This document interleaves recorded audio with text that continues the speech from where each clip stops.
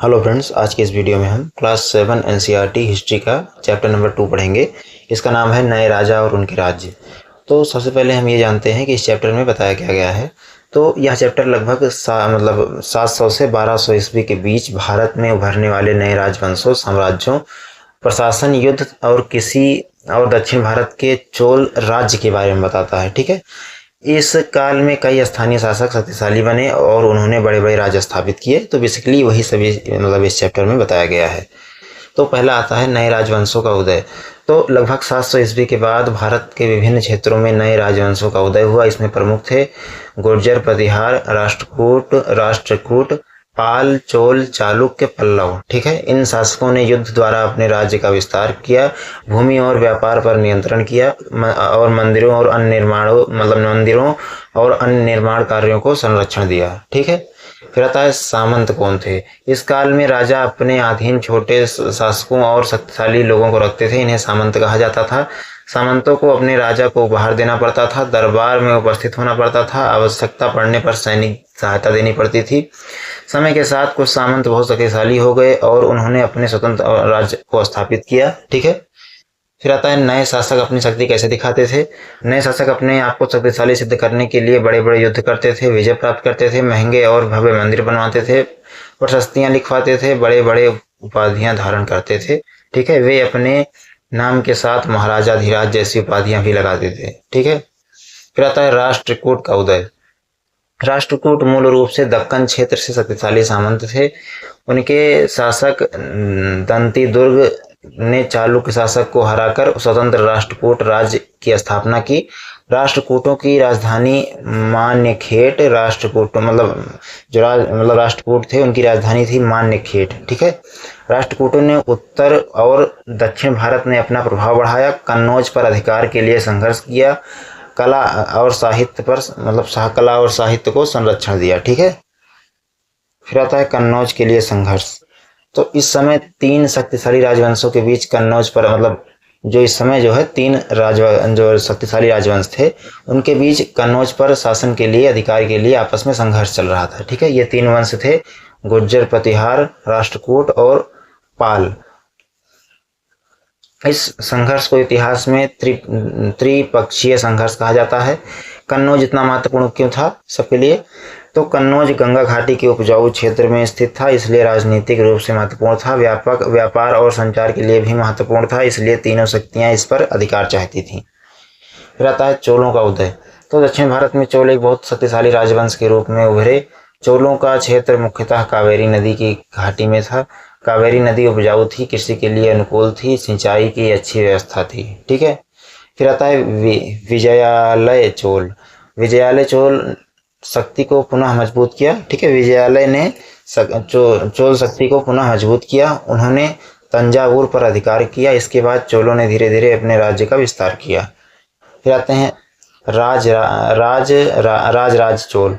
राजराज चोल प्रथम चोल वंश के सबसे महान शासकों में से एक थे। उन्होंने चोल साम्राज्य का विस्तार किया, एक शक्तिशाली नौसेना बनाई, दक्षिण भारत के कई क्षेत्रों पर विजय प्राप्त की, श्रीलंका के कुछ हिस्सों पर अधिकार किया। उन्होंने तंजावुर के प्रसिद्ध बृहदीश्वर मंदिर का निर्माण करवाया। ठीक है।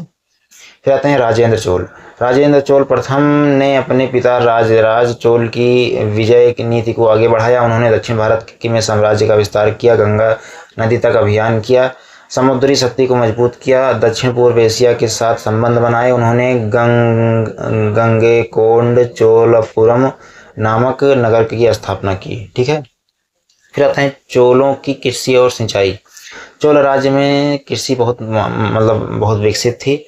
कावेरी नदी की घाटी में उपजाऊ भूमि थी, नहरें बनाई गई, तालाब बनाए गए, बांध बनाए गए, इससे खेतों को पानी मिलता था, कृषि उत्पादन बढ़ता था, राज्य को अधिक कर प्राप्त होता था। ठीक है। फिर आता है चोल प्रशासन। चोल साम्राज्य में प्रशासन की कई इकाइयाँ थी। पहला हो गया मंडपम, सबसे बड़ा प्रशासनिक क्षेत्र। फिर हो गया वलनाडु। मंडपम वलनाडु क्या है? मंडपम के अंतर्गत आने वाला क्षेत्र। ठीक है। फिर नाडु कई गांवों का एक समूह और गांव प्रशासन की सबसे छोटी इकाई। ठीक है। फिर आते हैं चोलों के गांव का प्रशासन। तो चोल काल में गांव की सभाएं बहुत महत्वपूर्ण थी और सामान्य गाँव की सभा, ठीक है। सभा ब्राह्मणों को दिए गए गाँव की सभा,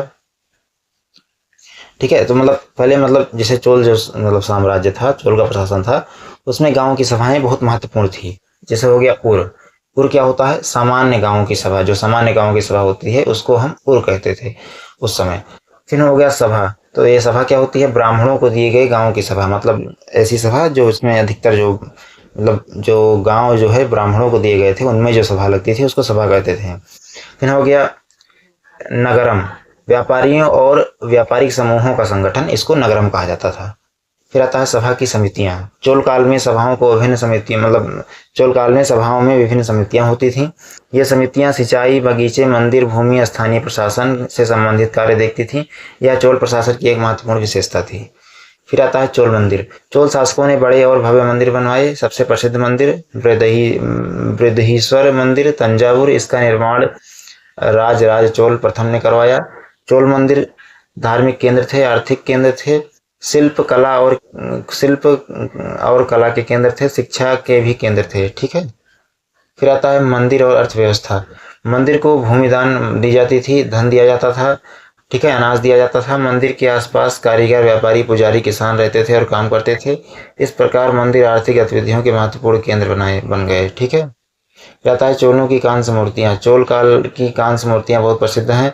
विशेष रूप से नटराज की मूर्तियां या भगवान शिव के नृत्य को दर्शाती हैं। चोल कलाकारों ने कांस्य मूर्तियां निर्माण मतलब चोल कलाकारों ने कांस्य मूर्ति निर्माण की कला में बहुत उन्नति की थी, ठीक है।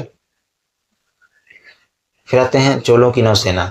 चोलों ने एक शक्तिशाली नौसेना बनाई। इसकी सहायता से उन्हें समुद्री व्यापार को बढ़ावा दिया, ठीक है। श्रीलंका पर प्रभाव स्थापित किया, दक्षिण पूर्व एशिया तक अभियान किए। इससे चोलों की समुद्री शक्ति का पता चलता है।